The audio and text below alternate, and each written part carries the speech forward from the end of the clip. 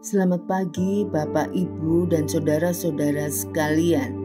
Mari kita siapkan hati kita untuk mendengarkan renungan firman Tuhan.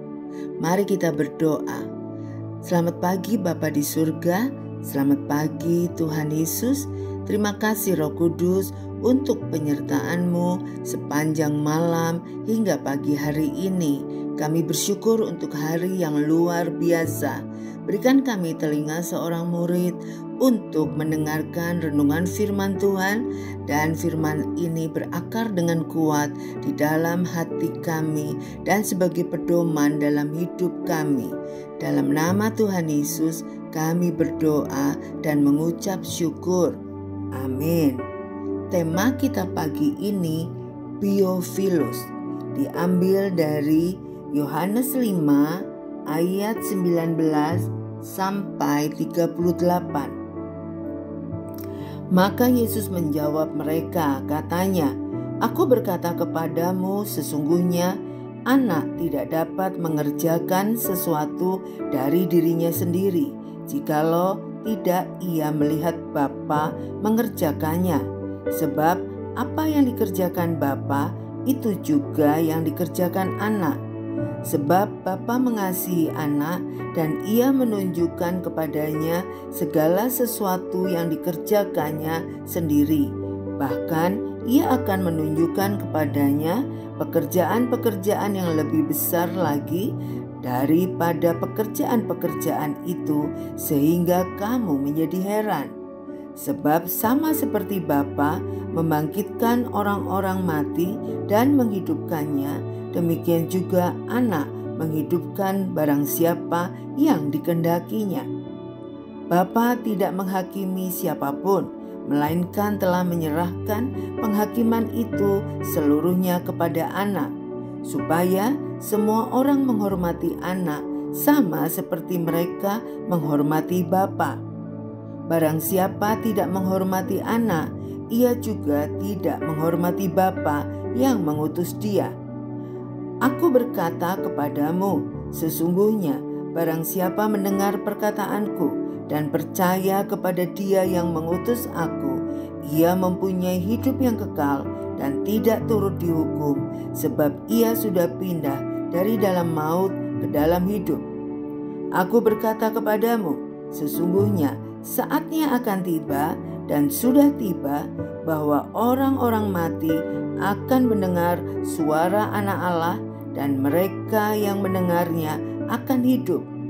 Sebab sama seperti Bapa mempunyai hidup dalam dirinya sendiri, demikian juga diberikannya anak mempunyai hidup dalam dirinya sendiri. Dan ia telah memberikan kuasa kepadanya untuk menghakimi, karena ia adalah anak manusia. Janganlah kamu heran akan hal itu, sebab saatnya akan tiba bahwa semua orang yang di dalam kuburan akan mendengar suaranya, dan mereka yang telah berbuat baik akan keluar dan bangkit untuk hidup yang kekal, tetapi mereka yang telah berbuat jahat akan bangkit untuk dihukum. Aku tidak dapat berbuat apa-apa dari diriku sendiri.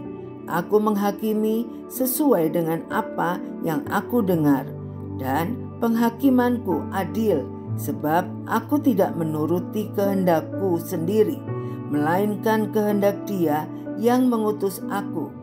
Kalau aku bersaksi tentang diriku sendiri, maka kesaksianku itu tidak benar. Ada yang lain yang bersaksi tentang aku, dan aku tahu bahwa kesaksian yang diberikannya tentang aku adalah benar. Kamu telah mengirim utusan kepada Yohanes, dan ia telah bersaksi tentang kebenaran. Tetapi aku tidak memerlukan kesaksian dari manusia, namun aku mengatakan hal ini supaya kamu diselamatkan. Ia adalah pelita yang menyala dan yang bercahaya, dan kamu hanya mau menikmati seketika saja cahayanya itu. Tetapi aku mempunyai suatu kesaksian yang lebih penting daripada kesaksian Yohanes. yaitu segala pekerjaan yang diserahkan Bapa kepadaku supaya aku melaksanakannya. Pekerjaan itu juga yang kukerjakan sekarang, dan itulah yang memberi kesaksian tentang aku bahwa Bapa yang mengutus aku.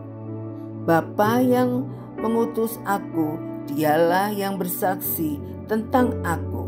Kamu tidak pernah mendengar suaranya, rupanya pun tidak pernah kamu lihat, dan firman-Nya tidak menetap di dalam hatimu, sebab kamu tidak percaya kepada Dia yang diutusnya. Salah satu karakter sosial masyarakat modern menurut psikolog sosial Erich Fromm adalah nekrophilus biophilus. Nekrophilus merujuk pada karakter orang yang mencintai kematian, sedangkan biophilus menunjukkan karakter sebaliknya. Pada dasarnya, biophilus merupakan satu-satunya potensi primer dalam diri manusia. Nekrophilus bersifat sekunder, baru muncul apabila daya hidup dikecewakan. Yesus adalah sumber kehidupan. Dia menawarkan kehidupan, bahkan hidup yang berkelimpahan. Yohanes 10 ayat 10 kepada setiap orang yang percaya kepadanya. Kehidupan yang ditawarkan oleh Yesus berdimensi kini dan masa yang akan datang. Kekinian berbicara tentang kehidupan selama seseorang masih berada di dalam dunia. Masa yang akan datang berkorelasi dengan kehidupan setelah hidup kekinian ini berlalu.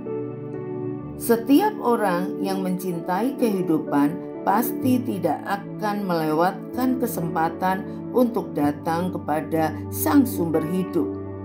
Kesempatan berharga ini akan memampukan dirinya mengatasi kesulitan dan tantangan yang singgah dalam hidupnya selama berada di dunia.